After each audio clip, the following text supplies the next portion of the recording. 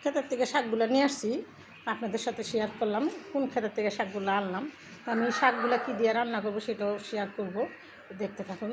আমি এই শাকগুলো চাপা শুটকি দিয়ে চচ্চড়ি করব, নতুন বগুড়ার আলু দিয়ে কুটে বেছে নেই।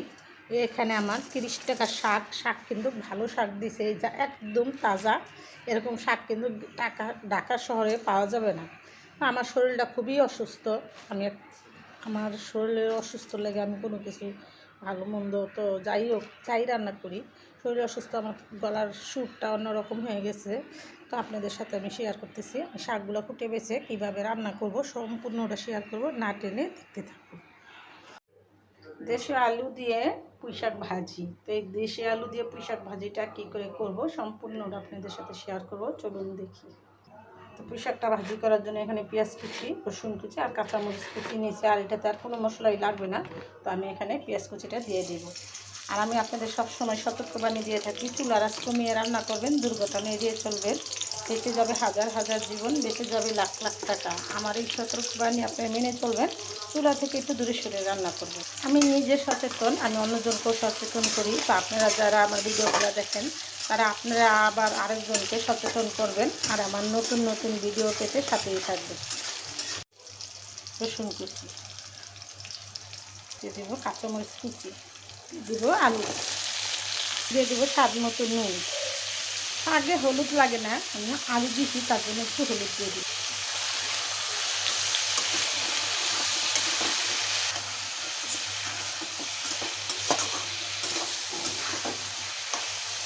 আলু দিয়ে শাক ভাজি করতে কী কী লাগে সবগুলো উপকরণ আমি আপনাদের সাথে শেয়ার করলাম। আমার ভিডিওটা না টেনে দেখবেন, আর এরকম আলু দিয়ে পুঁইশাক ভাজি একবার হলো করে খেয়ে দেখবেন।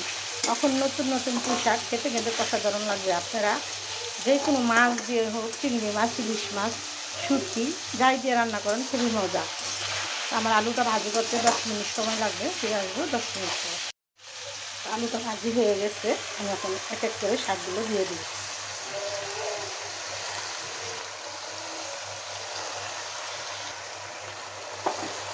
এই শাক নতুন শাক গলে একটু হয়ে যাবে, দেখা যাচ্ছে কত, কিন্তু শাক অল্প একটু হয়ে যাবে। নতুন নতুন যেই সবজিটাই নামে এই সবজিটা খেতেই কিন্তু স্বাদ। আর যখন একটু বাড়তি হয়ে যায়, তখন পুরান হয়ে যায়, তখন কিন্তু আর শাকটা খেতে অত স্বাদ লাগে না। নতুন নতুন তখন একটু ভাজি করে খেতেও ভালো লাগে। আর যখন শাকটা বিচি হয়ে যাবে তখন একটু মাছ দিয়ে রান্না করে অনেক স্বাদ লাগে। আমি শাকটায় কিন্তু একটু ফোটা পানিও দিয়ে দিই, পানি উঠে গেছে। আলুটা আমি এই শাকের পানি দিয়ে সিদ্ধ করবো। আর আলুটা মোটা মোটা করে দেওয়ার কারণ হলো বাচ্চাদের, আলুটা থাকলে বাচ্চাদের খাওয়ানো যায়। আলু দিয়ে শাক দিয়ে কষলে বাচ্চা খাওয়াইতে কিন্তু অসাধারণ স্বাদ হয়। আর আমি যেই মরিচগুলো দিছি, মরিচগুলো হচ্ছে মিষ্টি মরিচ, অত ঝাল না। তো এই বাচ্চারা অনায়াসে খেতে পারবে। বাচ্চাদের জন্য এই ছোলা কলা দিয়ে বাচ্চাদের কীভাবে খাওয়ানো যায় সেটাই আমি চেষ্টা করি। আর আমি যাই কিছু করি সেটাই আপনাদের সাথে শেয়ার করি।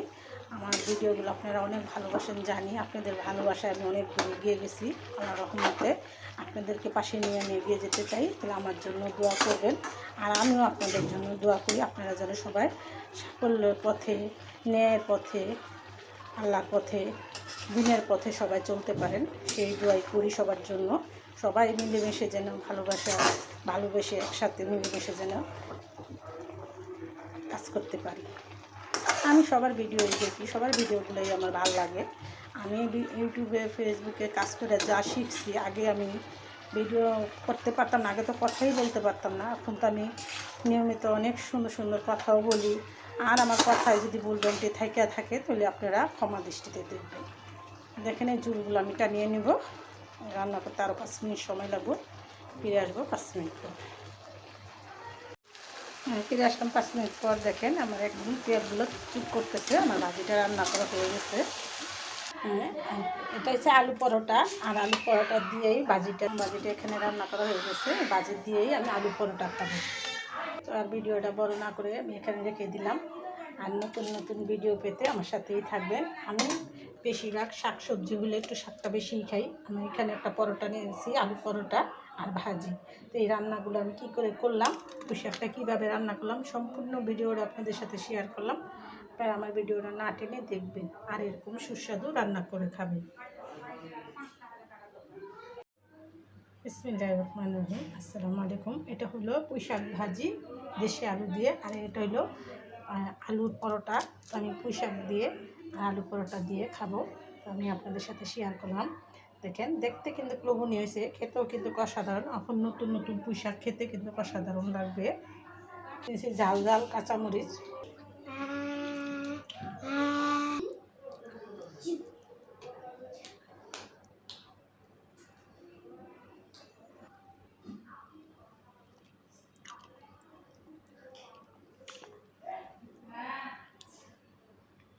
গরম গরম পুঁই শাক দিয়ে খেতে কিন্তু অসাধারণ।